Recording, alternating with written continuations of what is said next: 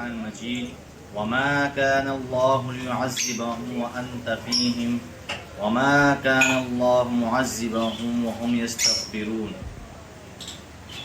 اللہ اس آیات کی دو وجوہات ہیں۔ اللہ رب العزت اپنے قوم پہ دو وجوہات کی وجہ سے عذاب نہیں لاتا۔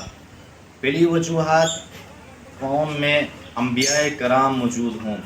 کفار یہ شبہ اور یہ اعتراض کرتے تھے کہ اگر قرآن مجید حق تھے، انبیاء کرام حق ہے، تو ہم پر عذاب کیوں نہیں آتا، ہم پر پتھر کیوں نہیں برستے، ہم پر دریائے و سمندر کا عذاب کیوں نہیں آتا، ہم پر زلزلے کیوں نہیں آتے، ہم پر یہ زمین پھٹ کر ہم اس کے اندر دس کیوں نہیں جاتے۔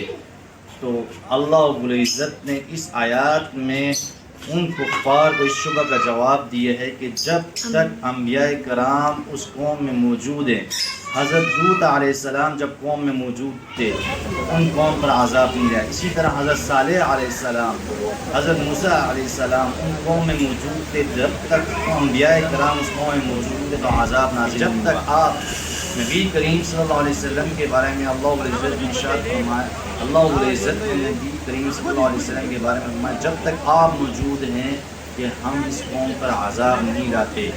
دوسری وجوہات یہ ہے کہ اس قوم میں ایسے حقیق و صالح لوگ موجود ہیں کہ وہ اللہ رب العزت کو یاد کرتے ہیں، اس کا فرق کرتے ہیں اور استغفار کرتے ہیں اور لوگوں کو نیکی کی طرف بلاتے ہیں۔ جب تک وہ نیک اور صالح لوگ موجود ہیں تو اللہ رب العزت کے ہم وقت استغفار کرتے ہیں، تو ایسے وقت میں اللہ رب العزت عذاب نہیں لاتے۔